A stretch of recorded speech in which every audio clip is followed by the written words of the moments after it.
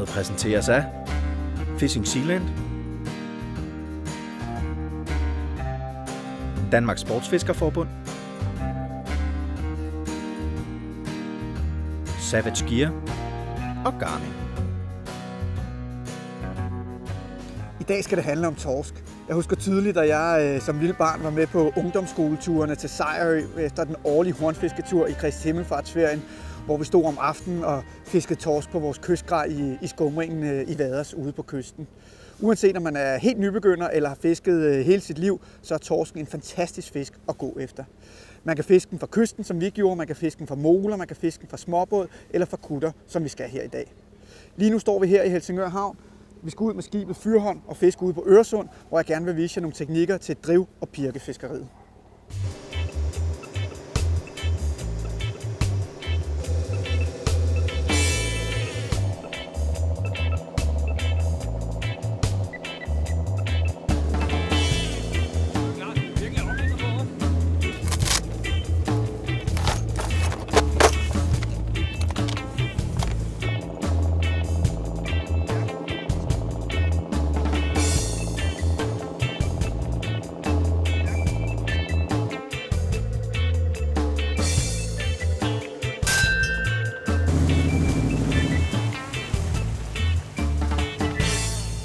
Så har skipper lige ringet med klokken, og det er nok fordi, at han så et eller andet. Så jeg har sat hjulet i frigear ved at sætte den der ned, og pirken suser nu ned mod bunden. Lige om lidt vil jeg kunne mærke, at pirken rammer bunden, og så sætter jeg hjulet i gang og slår den i gear og starter med at lave de første pirkebevægelser. Et godt trick er lige at have tommelfingeren på spolen, så man lige lægger en lille bitte smule modstand, og på den måde sikrer man, at der ikke kommer overløb, og man får stort kluder eller fuglerede, som man kalder det. Der ramte jeg bunden, og så går jeg i gang med de første pirkebevægelser. Og nogle gange så kan det altså godt betale sig at være ekstra klar lige når man rammer bunden. Især hvis det er, at skipper han lige har set et eller andet spændende på loddet, så er det lige det første øjeblik, det rigtig går løs. En gang imellem kan man godt lige give den lidt ekstra line, så den synker ned mod bunden igen. Der kan I se, der ramte den.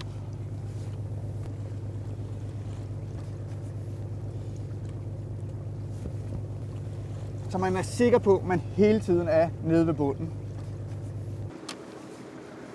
Ja. Sådan.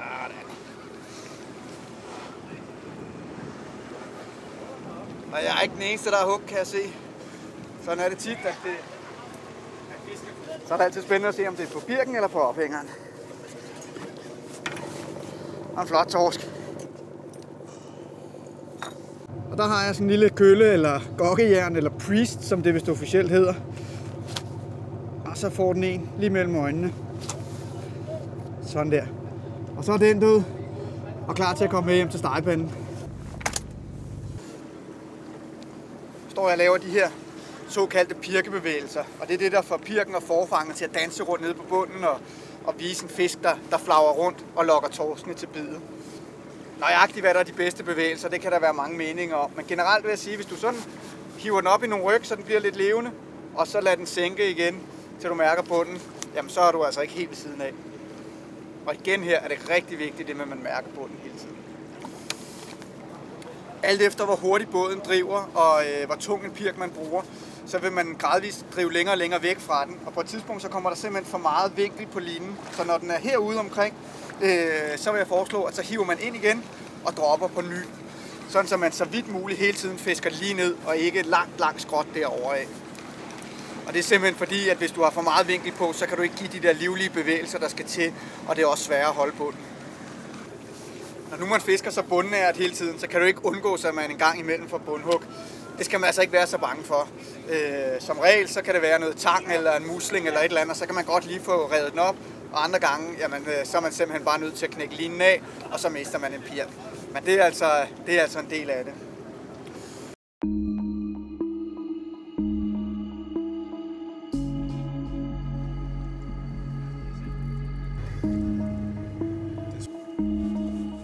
Ja, sådan.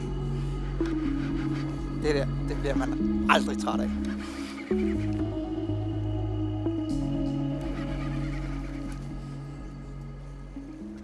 Er det en rigtig stor fisk, så kan man løsne på den her bremse her, stjernebremsen, så den har mulighed for at tage lidt udløb, men generelt så synes jeg, det er ok at presse dem sådan relativt hårdt.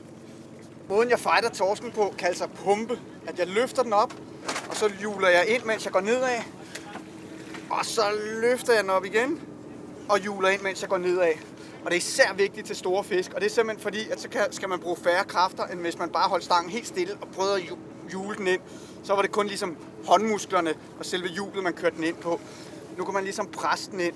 Og det gode ved det er, at man holder et jævnt pres hele tiden på fisken, så linen ikke bliver slap, og man ikke er nervøs for at miste den.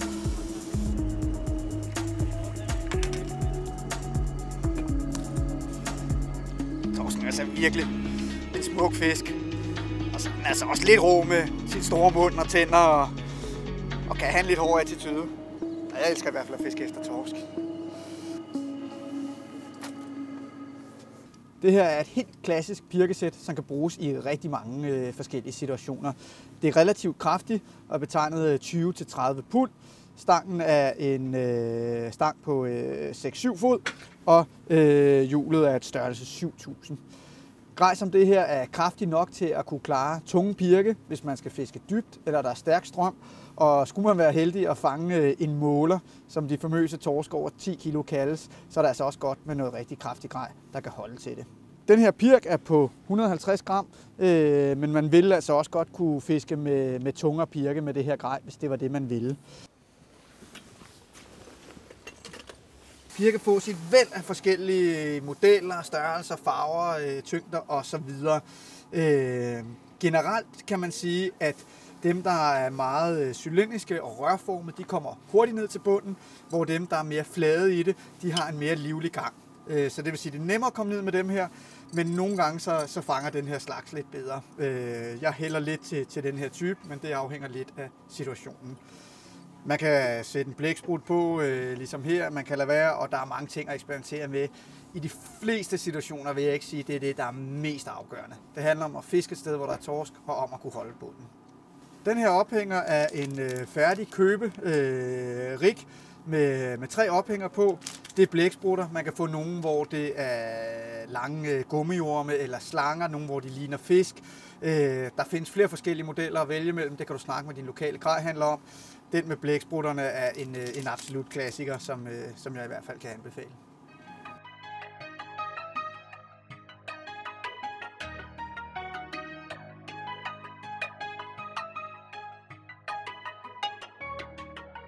En af de ting, jeg holder rigtig meget af ved kutterfiskeriet, det er det sociale element. Det er fedt at være afsted sammen med en masse andre mennesker. Derfor er det også oplagt, at man tager afsted sammen med kammeraterne, med sin familie eller på en firmatur. Der er masser af mulighed for at tage med på ture. Danmarks Sportsfiskerforbund har en havfiskesektion. Der er foreninger og fiskeklubber, der arrangerer deres egne ture. Fishing Zealand laver ture. Grejbutikker laver ture. Og kutterne laver også deres egne ture. Et af de steder, du kan få et overblik over det, er via bookingportalen, der hedder Fishtrip. Når man fisker fra en kutter, så kan man både pirke, og man kan også kaste. Der kan man bruge lidt lettere grej og nogle små pirke. Den her er på 60 gram, som kan få endnu mere liv, end de tungere pirke kan. Og det kan altså være en rigtig, rigtig effektiv metode. Typisk så er båden delt op i en pirkeside og en kasteside, hvor alle dem, der vil pirkefiske, de stiller sig på den ene side, og alle dem, der vil kastefiske, de stiller sig på den anden. Så det kan godt betale sig at have grej med til begge dele. På pirkesiden, der fisker man lige ned under båden, og på kastefisken, så fisker vi i den her retning, altså den vej, som vi driver med vinden.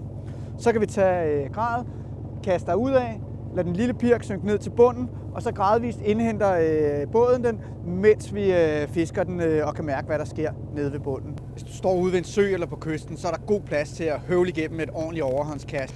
Men hvis du gør det her på en kutter, jamen, så er der altså en chance for, at du fanger en af de andre gæster i nakken. Så det skal du bestemt ikke gøre.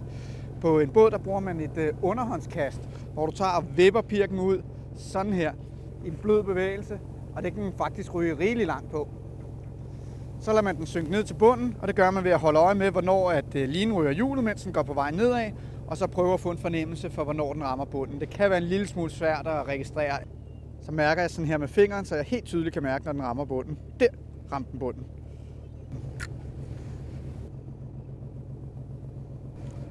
Jeg hiver den stille og roligt ind med nogle pirkeryg, og så lader den dale ned til bunden, og så nogle ryg igen. Og mens jeg lader den dale, prøver jeg at holde linen bare en anelse stram, og det gør, at jeg har føling med det, så jeg kan mærke, hvis der er en torsk, der hugger.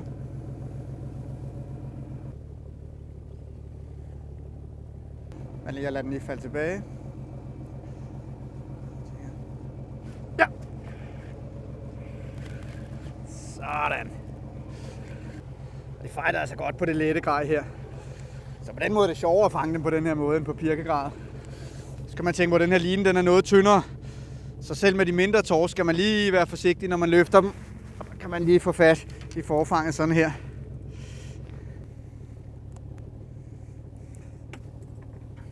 Det er simpelthen så flot sådan en torsk her. Hele det der farvespil, der er i deres camouflage. Og de kan svinge helt fra sted til sted. Nogle steder er de meget mere rødlige i det, og nogle steder er de lyser. Det er meget afhængigt af, hvordan bundforholdene er, og hvordan det ser ud, hvor de gemmer sig.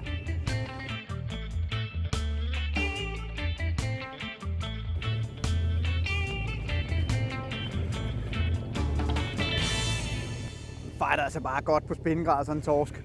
Og når det er på det her lette grej, altså man kan ikke bare presse dem op, man er nødt til at tage den tid, det tager. Det handler ikke om at få dem hurtigst ind, det handler om at få dem ind. Og på det her lette grej, jamen, så er der altså begrænset, hvor meget modstand man kan lægge på dem. Og er de rigtig store, jamen, så skal man også løsne bremsen lidt og give fiskene lov til at tage linen. Nu kommer den op her.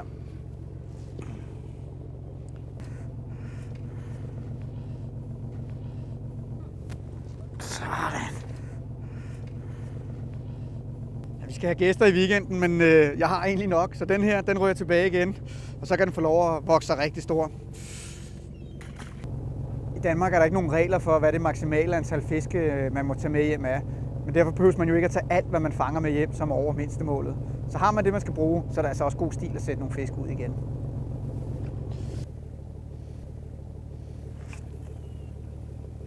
Til kastefiskeriet bruger jeg et almindeligt spindesetup. Det kan være i den halvkraftige eller kraftige ende. Jeg synes selv, det er lidt sjovt med det lidt lette. Den her stang har en kastevægt op til 80 gram. Det er et 4000 hjul med 0,23 fletline, og stangen her er 8,5 fod. Og de der lidt længere stænger, det giver altså et udmærket svirp, når man sådan skal have lidt længde på kastet. Men man kan sagtens bruge en stang mellem 6 og 9 fod til det her fiskeri. Det her er en pirk på 60 gram, som jeg synes er meget passende. Nogle gange kan man måske gå ned på 40 gram, men man kan også gå op på en 80 og måske endda 100 gram, og så skal du have en lidt kraftigere stang.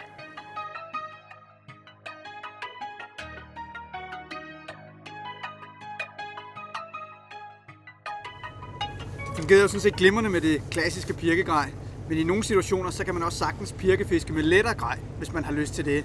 Det gælder især, hvis der ikke er så meget strøm, eller man ikke fisker så dybt. Så et setup som det her, som egentlig er et jerkbait-sæt til gedefiskeri, kan fungere glimrende. Her har jeg en pirk, som er på 80 gram, og så har jeg et hjemmelavet forfang med en enkelt ophænger, hvor jeg har sat sådan en rød guldorm på. Og det giver lidt mere føling med tingene, og også en lille smule mere sport, når man fanger fiskene. Så det prøver vi at se nu, og se om vi kan holde bund med det. Selvom det her grej er lidt lettere, så går det egentlig fint. Nej! Går det fint med at holde bund og holde vinklen, skulle jeg til at sige. Den er altså nede, hvor det sker. En af fordelene ved den her slags hjul er den her lille knap, der kan man bare trykke, og så lige give 2 meter line eller 1 meter line, når man lige skal være sikker på at holde bunden. Så det er meget nemt at styre.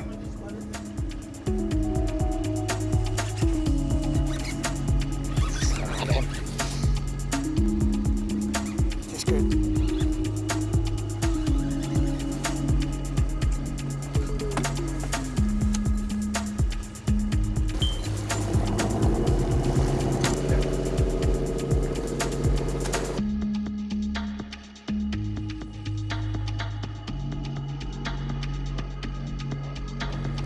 Jeg fisker på fuldstændig samme måde som med det tunge pirkegrej.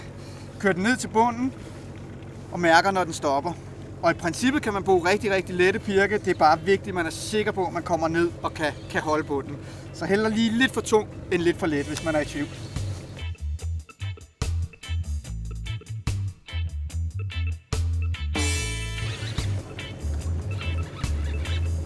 Den føles god, den her.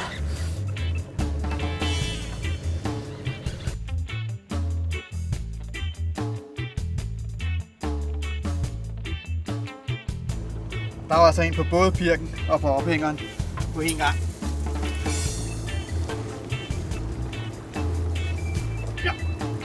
Sådan. Det er dejligt, når det kører. Så har Martin også en. Tilbage med den. De er hernede nu, og så er der altså bare med at droppe igen, mens der er gang i den. Nogle gange står torskene meget tæt, såkaldte buler, og andre gange er de spredt over et større område. Og så kan man heldigvis ligge og drive og få hug med jævne mellemrum. Og det er lige netop sådan et område, vi ligger i lige nu. Ja, sådan.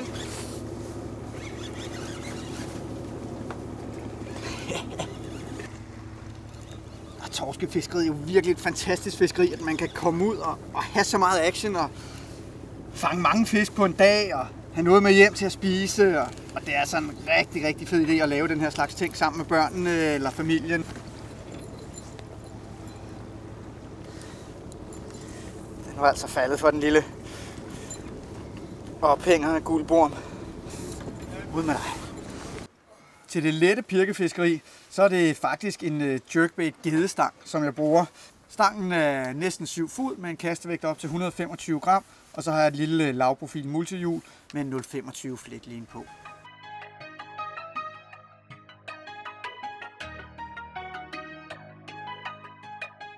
I dag har jeg en pirk på ca. 80 gram, og så et forfang, som jeg selv har bundet. Og jeg vil lige vise jer, hvordan man binder den her ophængerknude, for det er egentlig rigtig, rigtig nemt.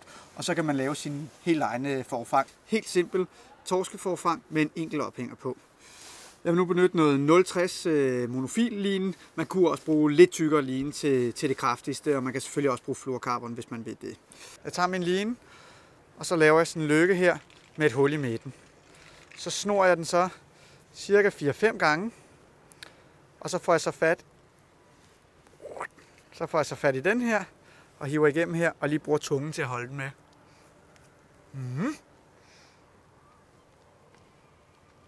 Og så strammer op sådan der. Man kan lige væde den lidt med lidt spyt, inden man strammer helt op. Sådan. Og så har du altså en ophængerknude. Nu har man så en lykke, og den kan man montere på en krog. På den her måde. Man kan også tage og klippe lykken over. Sådan her. Og så får du så en enkelt en, der stikker ud, som du så kan bruge, hvis du skal binde den på noget, hvor hullet er så småt, at man ikke kan få en hel lykke igennem.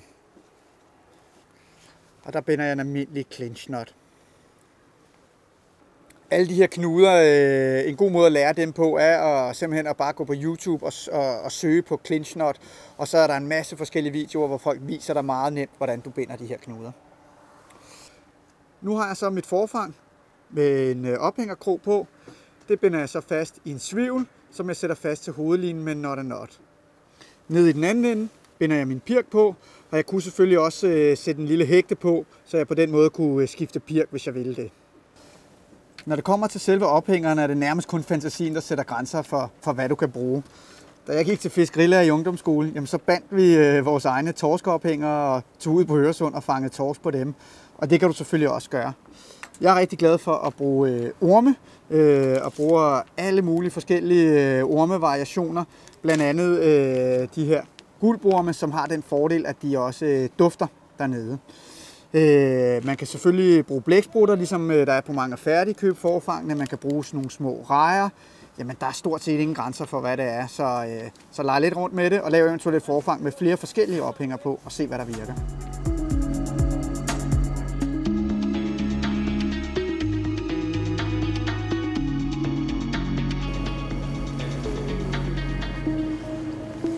Det var en flot en, den her. Den er nok en 45 cm eller deromkring. Så det er en fin fisk at tage med hjem. Mindstemålet på torsk er 35 cm, og derudover så skal man selvfølgelig have det statslige fisketegn.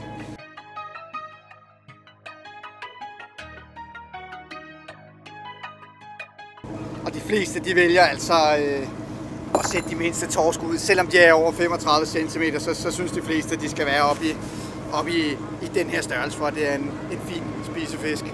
Nogle bruger også den regel, at den skal være 3 dæksbrædder lang. Og den her, den er 4. Så den kan vi roligt tage.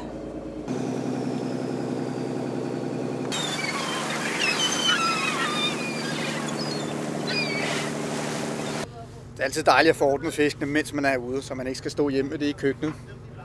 Med en torsk, så kan man gøre det, at man stikker den ene finger ind i øjet, og så sætter tommelfingeren her, så man ligesom har et godt greb på den. Så skærer man den her over her, og skærer ned her langs skællerne på bagsiden, hele vejen. Og så kan man lige prøve at se, om man kan komme ind under her, og så skære op igennem. Sådan der, og så skære ned igennem her.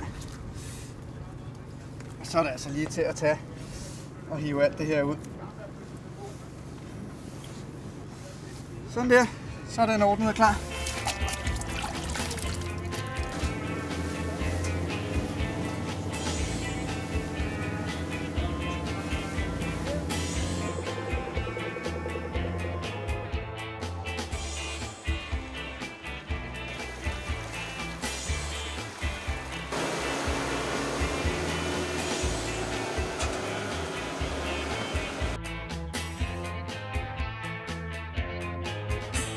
Så er vi på Øresund igen. Det er sommer, det er sol og det er småbåd. Vi er taget ud sammen med en af mine kammerater Lars og skal sejle rundt herude og se om vi kan finde torskene. Så skal vi fiske med softbaits eller gummi, som vi kalder det, som er en af mine absolut yndlingsmåder at fange torskene på. Det er rasende effektivt i mange situationer. Man kan fiske det med let grej, og så er antallet af fejlgroede fisk væsentligt mindre end ved pirkefiskeri. Torskene kan godt lide at samle sig i nogle stimer, og det er det, man kalder buler, fordi de laver sådan en bule hen over bunden, hvor man ser en klump på æggeloddet, hvor de står. Lige nu der leder vi efter de her buler og sejler rundt i cirkler på kryds og tværs og kigger på alt det her udstyr for at få en idé om, hvor hen fisken er. Og når vi så ser noget, jamen, så prøver vi at ramme dem lige i hovedet med gummiet. Det hjælper en hel del at have alt det her avancerede udstyr, men mindre kan altså også godt gøre det.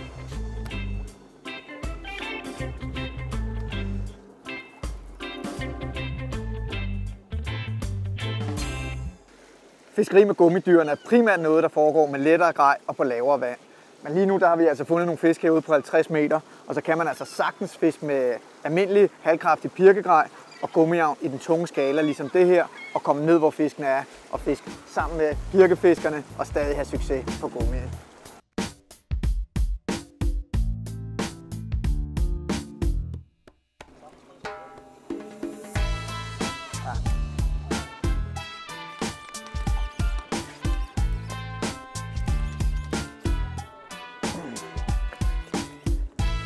Fiskene står tæt, så gør bådene der til os. Så længe alle er hugt, så er der ingen problemer. Nu er der altså langt op fra de 50 meter, vi fisker på. Men vi tager den bare med ro. Den kommer der, den er fin. Sådan.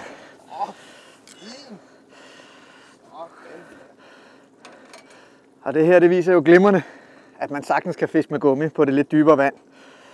Og få nogle rigtig, rigtig flotte torsk på det.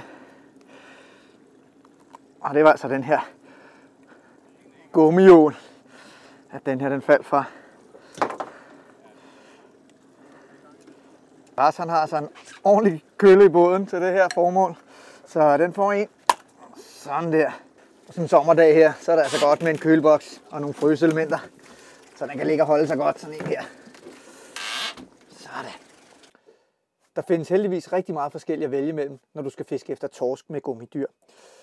Alt fra kæmpe store gummijigs til bitte små gummidyr, som den her, som er rigtig fede at bruge fra kysten eller fra molerne, når man fisker torsk der.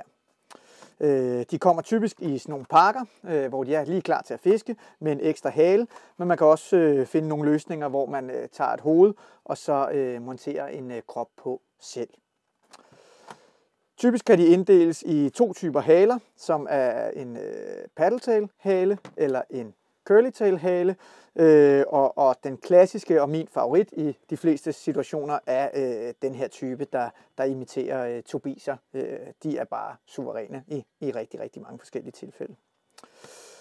Noget tredje, man kan prøve at lege lidt rundt med, det er sådan nogle gulpshats her, som har nogle indbyggede duftstoffer inde i, Så de er ikke alene levende og lokkende i vandet, de har altså også simpelthen en duft og en smag, som fiskene tænder på. Og det er især, hvis du fisker steder, hvor der ikke er specielt meget strøm og så videre, at jeg vil anbefale det her. Desværre kan nogle af de her produkter være lidt svære at få fat i Danmark, men tag en snak med din grejhandler. Sig du gerne vil dyrke noget fiskeri efter torsken med gummidyr, og så er jeg sikker på, at de nok skal hjælpe dig. Sådan. Ej, og så slap den. Ej. Der ramte vi ellers lige rigtigt. Og blev den bare ikke hængende. Så er nu på Lars en. Må vi håbe, du er lidt bedre til at holde fast på den, end jeg var.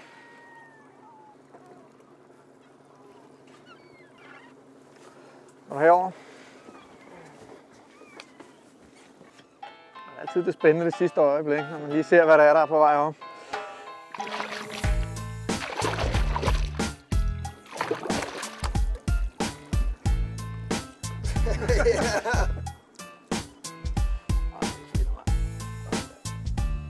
Hvad for noget grej du bruger til fiskeriet med gummidyr afhænger helt af situationen. Til det letteste fiskeri fra molen eller fra en lille småbåd, jamen, så kan du bruge en lille kyststang som den her med en kastevægt op til 50 gram. Men skal du fiske lidt dybere eller hvor der er noget strøm, så skal du have noget kraftigere grej, og der kan du faktisk bruge alt op til dit tungeste pirkegrej, alt afhængig af hvad det er for et stort og hvor tungt gummidyr du binder på. Jeg bruger en lille tavs af fluorkarbon. Du kan også bruge monofil, som jeg fæster til linen med en knot. Jeg fisker ikke normalt med ophænger, når jeg fisker med gummidyr, men hvis man vil, så kunne man også godt binde en lille tavs i den her og fiske med en ophænger. En af fordelene ved at have et forfang er, udover at det er mindre synligt for fiskene end fletlinen, er, at det kan man tage fat i og løfte fisken op over reglingen med. Nogle gange kan det godt betale sig at binde en såkaldt stængerkrog på. Og det er altså sådan en ekstra lille trækrog, som man binder på med en lille tavs fletline. Det er især på de meget lange avn, at det kan betale sig. Og det er, når torsken kun kommer op og bider lidt halvt de dage, hvor den ikke er super aggressiv. Det er godt ud, Lars. Det er flot. Og den sidder så i stængerkrogen lige mundvinden herover.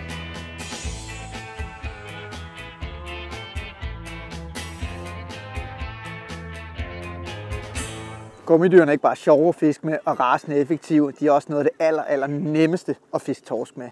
I princippet så fisker de effektivt, så længe du er i nærheden af bunden. Du kan godt stå og give den nogle bevægelser med stangen og lave nogle små ryg, men man kan også sagtens bare holde den, og så længe du er nede ved bunden, jamen så svømmer den afsted, og så er der chance for hug.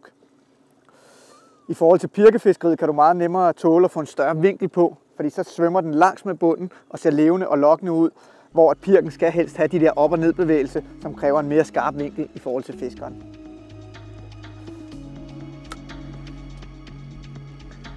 Så holder jeg den bare nede langs bunden, mens jeg stille og roligt svømmer indad.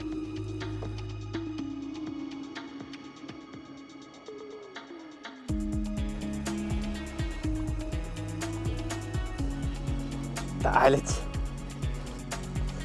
Selv med det lette grej kan man altså godt lave de her pumpebevægelser med de mindre fisk. Jeg tager det lige forfanget. Det er altså dejligt, hvis sådan en småbåd af kanten er så tæt på, så man ikke skal løfte dem langt. Sådan.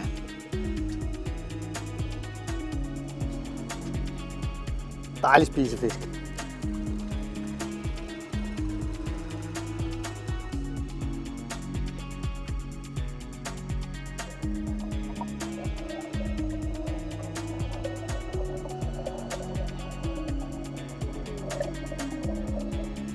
Ej, der var en, der lige samlede den op der.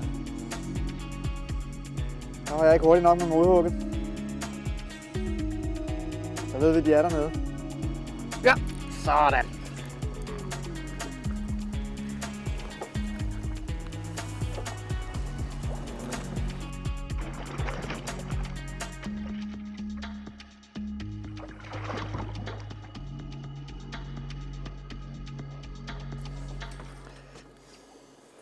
Og det var netop en af de her chats med duftstoffer, som den her torsk den huggede på. Det er bare herligt at være ude på sådan en solskinsdag og have gang i torskene og fiske dem fra en kammerats båd. Småbådsfiskeriet, det har bare noget helt særligt. Den der frihed, der er ud over selv at ligge og søge efter fiskene. Sådan. Der sætter vi ud igen den her. Den der frihed, der er i at ligge i en lille båd og selv finde frem til, hvor fiskene er og fange dem, den er altså helt unikt. Og det er fedt at gøre det fra en top-tjekket båd med alt det udstyr, som den her har, men samme følelse kan du sagtens få i en lille jolle.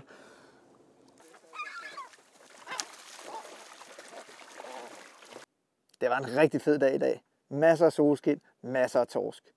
Jeg håber også, at I har nogle fantastiske torsketure i vente, uanset om det er fra land, fra kutter eller fra småbåd, om det er med pirk eller kastefiskeri eller med gummi, så er der masser af fisk derude at fange. Knæk og bræk.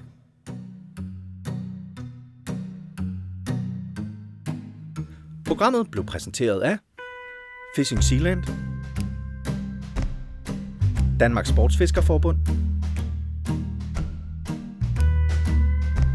Savage Gear og Garmin.